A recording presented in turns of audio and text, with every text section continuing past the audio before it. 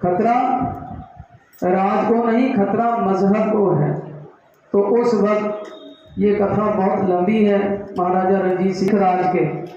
उसके अंदर सारे जो सूरजमुखी तो, चंद्रमुखी तो, जितने भी तोपे थे सारे व्यर्थ हो गए। और एक सबसे बड़ी जो भंगी मिसल की तोप थी, वो तोप का एक पहिया टूट जाता है।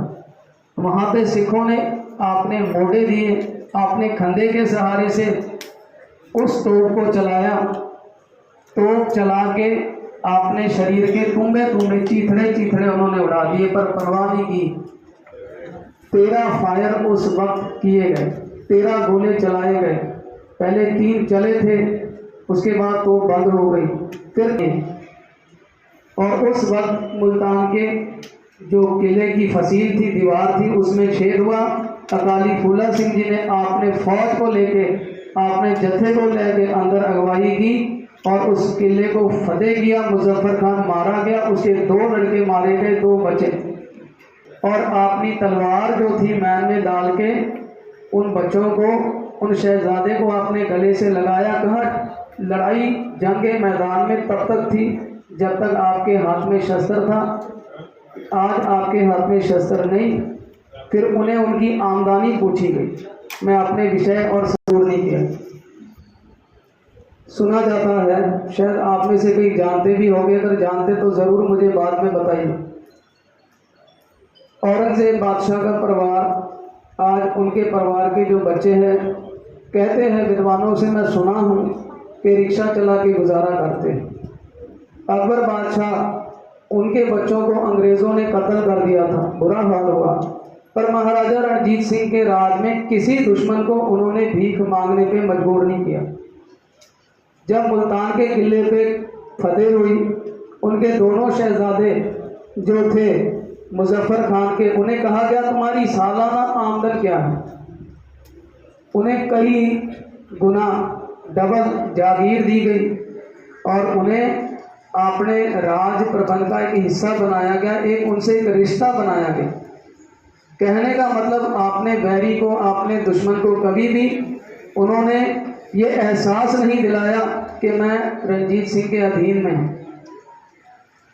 और उस अधीनगी में रह के भी लोगों ने, दूसरे धर्मों के व्यक्तियों ने, उन्होंने फ़ख्र महसूस किया कि हम ऐसे राजा के राज में जी रहे हैं।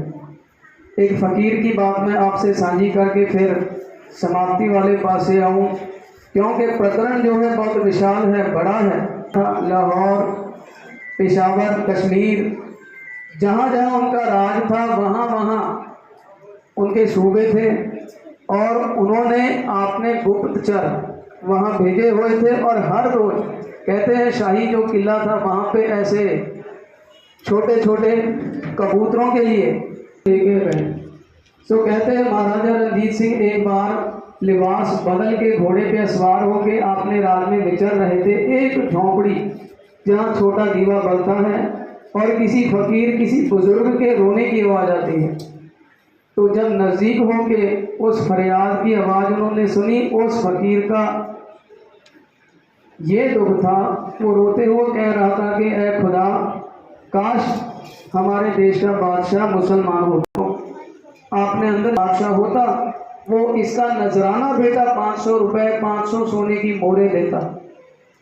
जब ये बात महाराजे ने सुनी, उनके पास जितनी खजाने की थैली थी वो ने फड़ा दी और कहा कि बुजुर्गों, ये आपके कुरान की कीमत नहीं, आपके कला की कीमत नहीं, ये अभी नजराना है, दर्शनी भेंटा है।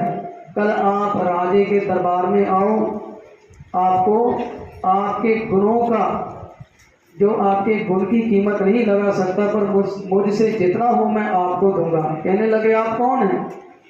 तो उस वक्त महाराजे ने कहा कि मुझे प्रजा का कुकर रणजीत सिंह कहते हैं। अगले दिन इतिहासकार लिखते हैं कुरान शरीफ के बराबर सोना तोल के देते हैं। कैसी सोच, कैसी विचार। अगले दिन